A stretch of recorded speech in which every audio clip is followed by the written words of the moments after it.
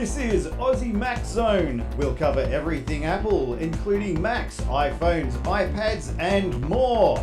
All this from an Aussie perspective. Sit back, relax, and insert yourself into the zone. The Aussie Mac Zone.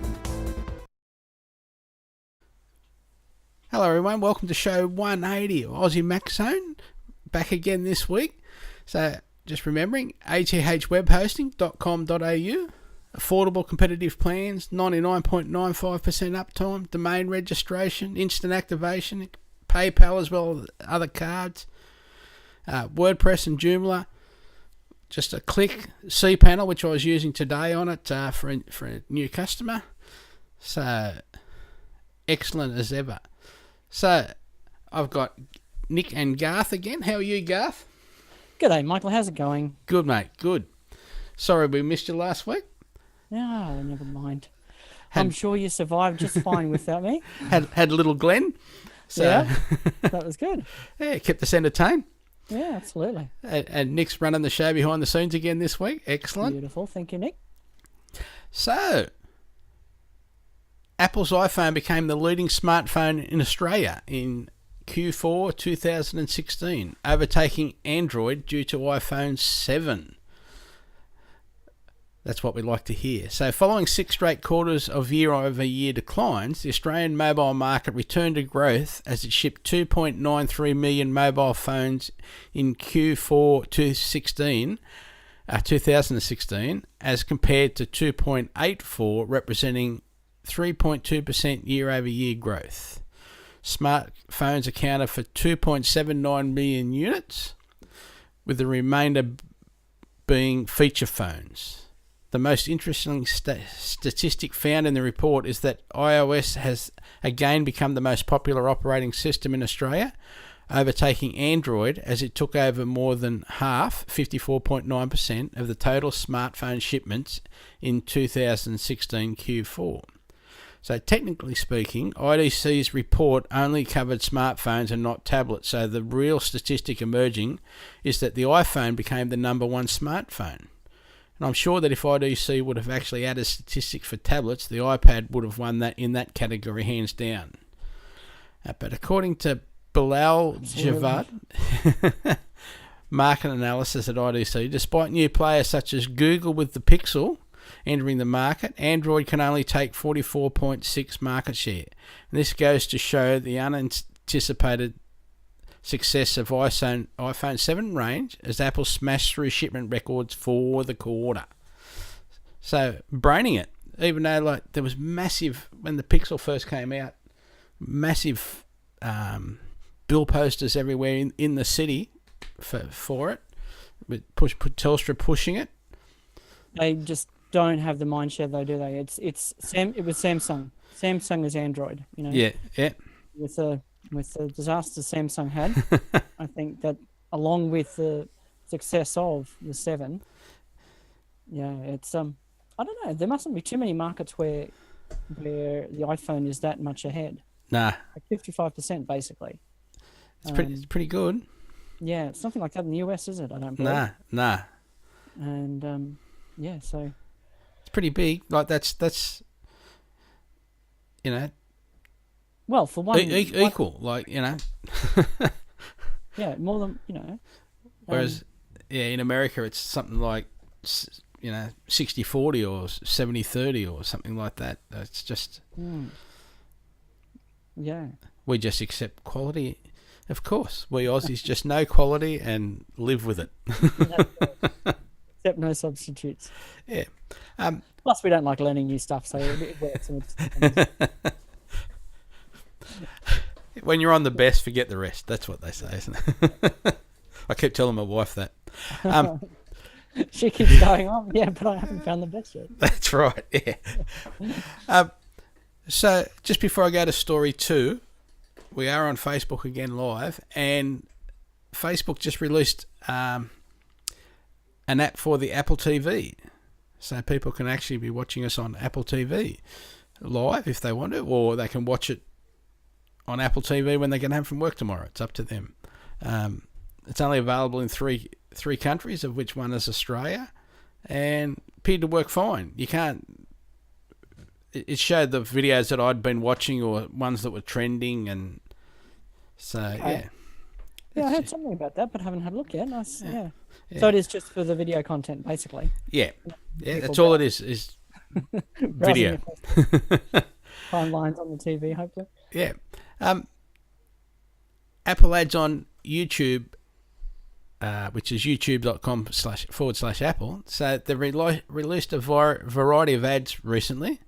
The new ads are only 16 seconds long and on a variety of subjects. There's the iPad Pro. There's one night in Shanghai. Where were they? Shanghai, Tokyo. I can't remember the other two, to be honest, but which was shot on the iPhone 7, and there was also some on the Apple Watch. All 16 seconds long, saying why, for example, why you should be using an iPad Pro. You can print from it, and they're all sort of in little tweets. The person was sitting there with a card over their face with a picture of them with the tweet, and then the people would answer the why you should be using it instead of a computer, for example. Yeah. So yeah, they're nice, colourful. Oh well, they're ad. Come on. and they're all on YouTube. So yeah.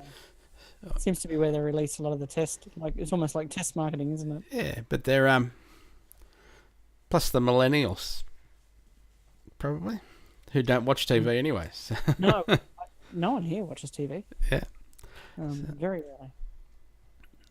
And we've got some more Australian news. Notice I led with Australian news, and I've got Nice. more with Australian news. Australian stories in here. Yes, Not all Apple, I've learned a little bit about how to find Australian news.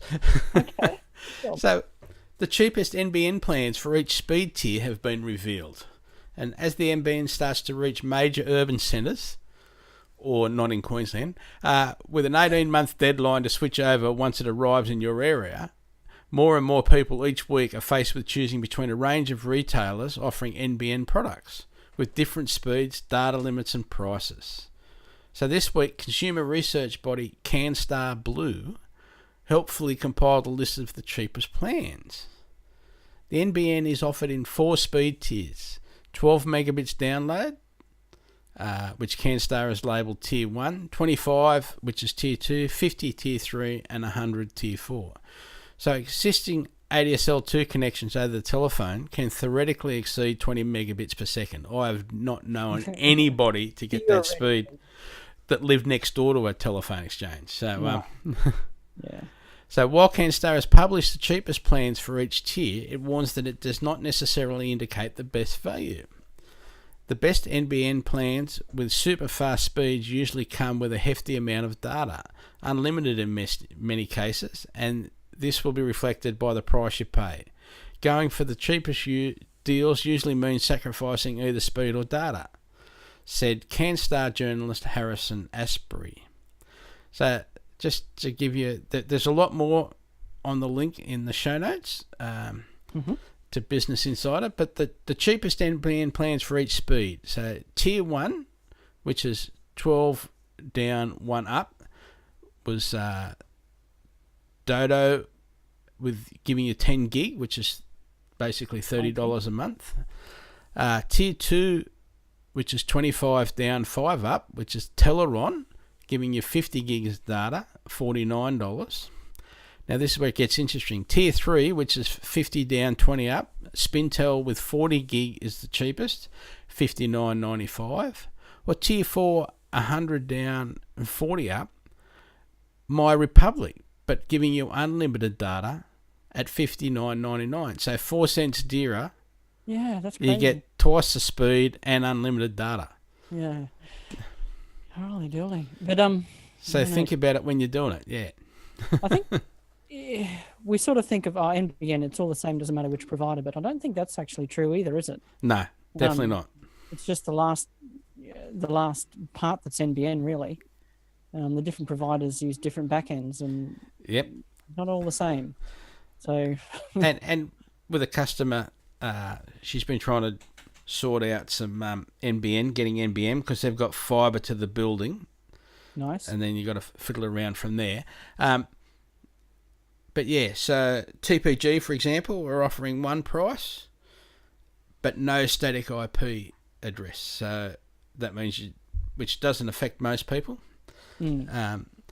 But she needed static IP, so she had to find someone else. And then it's a matter of finding someone else looking after that area. They don't necessarily all look after the area, or some new divisions are actually locked in for a certain number of years on providers because the providers put the cabling in as opposed to Telstra. Then you get locked in with, say, two suppliers for 5 years or whatever. For a certain amount of time, yeah.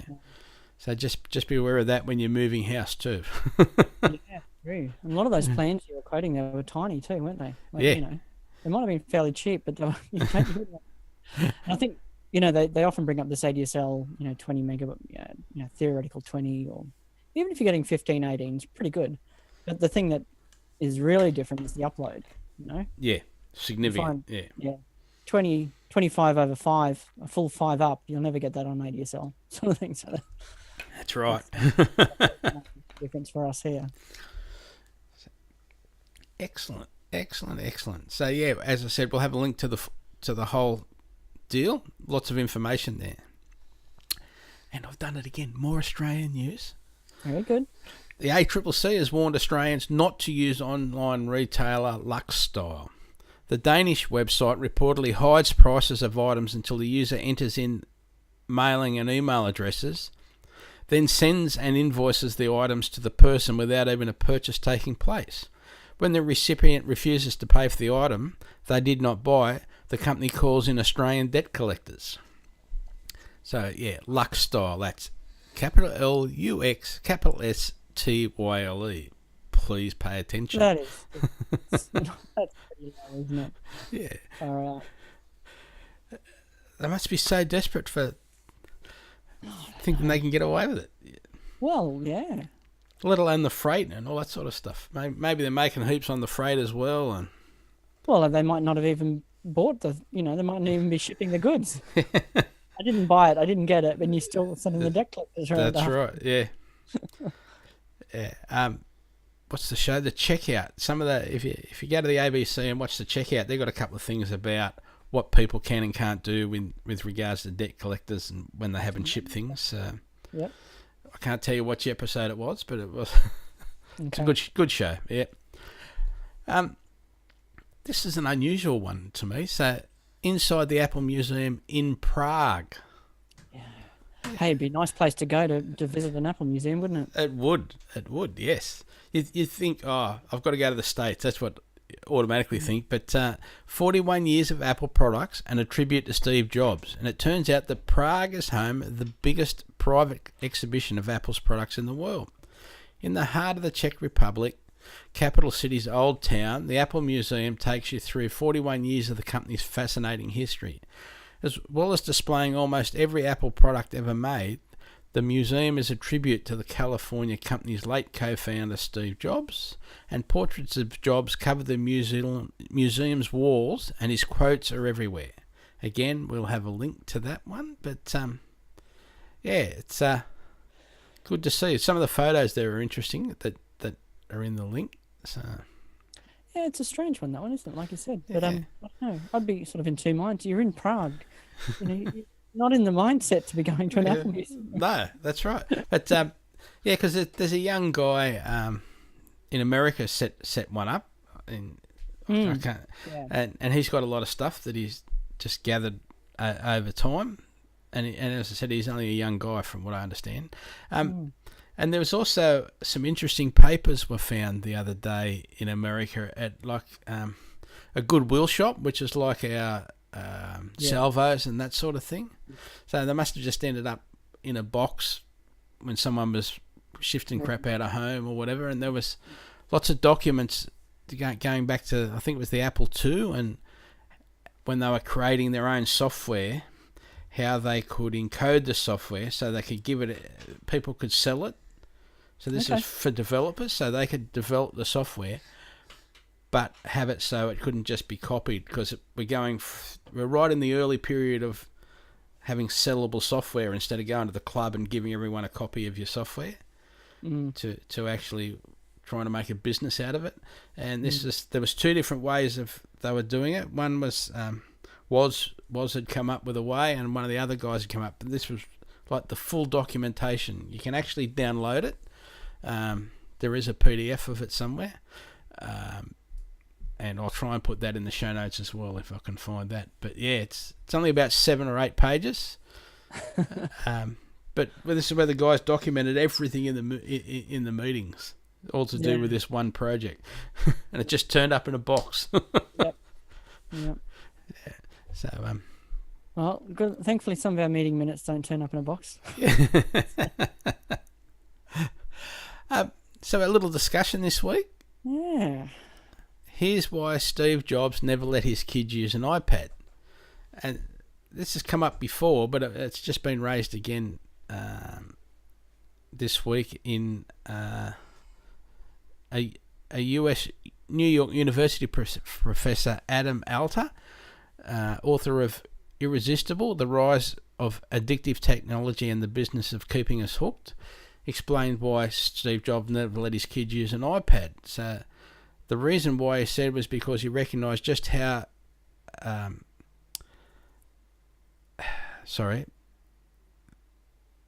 addictive the iPad was as a vehicle for delivering things to people, and that once you had an iPad in front of you, and when you took it away from the home with you, you'd always have access to the platforms that were very addictive and that were hard to resist. So where his kids were very well adapted, well adjusted, and may not have been prime targets for, say, substance abuse, they, like everyone else, are susceptible to the charms of something like an iPad and what it delivers. So have you ever... You let your kids use iPads at home, I'm assuming? Yes. But they are bloody addictive. It is I don't know, if my wife had a way, we probably wouldn't, probably wouldn't have had them. And even the 14-year-old, with a phone. Yeah. If he's punished, it's no phone, and it's not good news. So, I don't know. I think we had the challenges of, even before the iPad, because my kids are a bit older, they had the Nintendo Game Boys and things like that. Yes. So they were still getting their kicks, whether they were sitting in the back of the car or sitting at home while we watched TV, for example. I know it's not quite the same because there's so much more crap out there that's available. Fake news, everyone. Fake news. Well, but the games are so, so addictive even. Yeah. The whole thing, and you cut them off, right? And you're cutting them off from... Well, in some ways, you are cutting them off from their social network. Yeah. And they're, friends at school or whatever. And this is the telephone. This is, what used to be, that 1950s view of a girls talking to girlfriends on the telephone sort of thing. It's changed to so much more. Yeah, and they're talking to 20 people at the same time instead of one. So, I had an interesting one this week where a parent came in with his son to the school while I was just happened to be in this particular room, and he was saying to the IT guys there, somehow his son's able to basically load what he likes onto the computer, and it's become very disruptive at home because he's not being, maybe he's not adjusted properly, or he's not involving himself with things over dinner, or the father was a bit concerned about that he could load whatever he liked on the machine, and he just didn't think that was right. So I don't know what the full outcome was.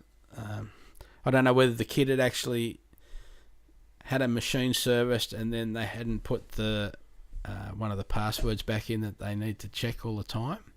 Yeah. That may have been why he was getting things on there that maybe he shouldn't have or couldn't under normal circumstances. I'm not 100% sure, but yeah. See, the trouble we have is so much of their, the schoolwork is delivered over the PC as well. Yeah. Done on the computer. So they really have to be self-controlled, really. They have to learn to control their own usage of it, because they will get around any blocks you put in there, and they need to get their work done. But then they've got all these other things that are equally as much more alluring than doing homework. Well, I was amazed walking past a classroom the other day where there was, 30 people in the class, and maybe 3 or 4 were sitting there, like they've all got their computers open. But 3 or 4 have got their earphones in, not hiding them like in the old days when we'd have them up our sleeves and just sit there with their hand on their head while we were listening to a radio. Like they were just sitting in class with their white earphones hanging out, connected to the computer. Well, they're probably, a lot of the things they need to listen to the audio. That is part of the. But this was while the teacher was talking. I just. Yeah. I don't know. I don't. Maybe they only had it in one ear, and that's all I could see. Possible. But no, they do. They need to listen to the. It'll read them out the question, or listen to this bit of audio and blah blah blah, or listen to the story, whatever. So. Sort of headphones is part of the resource. You get your pencils, your paper, your pen. It's just one of the things you buy. Insurance. That's part of where I'm at. So yeah, that's all I've got to say about the iPad. But was just interesting. Is it too easy, or we have to become better parents? Obviously, so. Yeah, I don't know. We're parents. It's always our fault. It is. It really is. We bought it in the first place, and then we say don't use it. As long as there's limits, I think, is the main thing. You don't have free open access at all times. It needs to be, okay, this is the time when you can do it. And you definitely need to talk to your children about it. So, don't forget Aussie Tech Radio, AussieTechRadio.com, and the Aussie Tech Security podcast, which I've... You can't see it there yet, but I did get Glenn to at least put a white outline around the text so you can actually see it in the background of our... on our wall behind me. It's very hard to read what that one is, but now that he's put a white background, and I'll print it out and hopefully have it there next week. And our Aussie Tech Heads podcast with the gentleman over there. So don't forget to go and see those. Keep them entertained. Absolutely. Keep yourself entertained. Yes. Send them some feedback and keep them entertained as well. Yeah, just why haven't they caught up to how good we are? Something like that. That's my excuse. Yeah. That's it. Yeah. So I'm up to how-tos.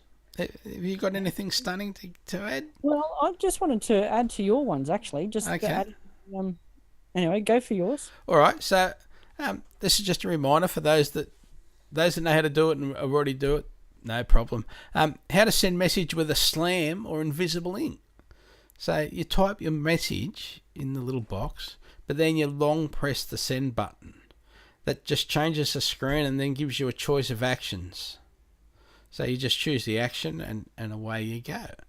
Or, again, type your message, long press the send button, and from the top select screen, and then slide to the left or right to left, to give various effects. So you've got confetti or balloons or fireworks or I think there's 7 or 8 there, just to add to the meaning of your message or to deliver a point maybe.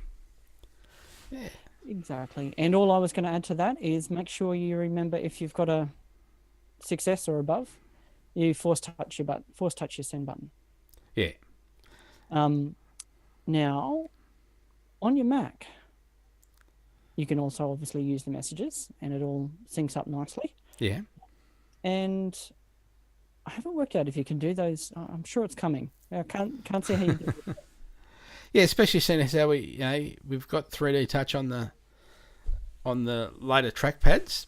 Yeah, that's right. So... But if you just want to quickly get to your emoji, Command Space, and that's pretty much anywhere in OS 10, I believe, isn't it? Yeah. Command Space will bring up all your emojis rather than your text. Yeah. So, yeah. So That's all I got, mate. While you're on the Force Touch, Yeah. while we're on the Force Touch, don't forget, if you once again with the Force Touch, clearing all your notifications in your notification center. Oh, yes. Yeah. Instead of just clearing the one day, you can clear the whole lot out just with Force Touching that. Mm-hmm. Yeah. Which is a favourite one of mine. Just let me check one thing while I'm talking to everybody. I just thought of one little thing. Because we've been approved for Apple News, and I've actually lodged some Apple News stories, but I haven't actually seen whether they've been released by Apple yet. And they were just 2 reviews I did. Okay. On some nice product. See if we've been accepted as a proper channel yet. They call them channels. So show more channel doesn't appear so yet. But admittedly I did do it yesterday morning, which would have been Saturday their time and Sunday their time today. So hopefully During the week. Yeah, you've got to get sort of the first I don't know how many specially approved by the editor. Okay. Yeah, right. And then hopefully they'll start going in regularly into the Apple News we can promote more Apple News and more Aussie news now that I've chasing around and getting some more. So absolutely. Yeah. And who knows, by this time next week we might be talking about an event that's coming up. Oh, yeah, I wish they would hurry up. I was just checking the feeds before thinking, what if they just happen to tell us now? Wouldn't be the time of day they would do it, but anyway. That means my Apple iPad Pro that I'm using now will be out of date, of course, but that's fine. Oh, well.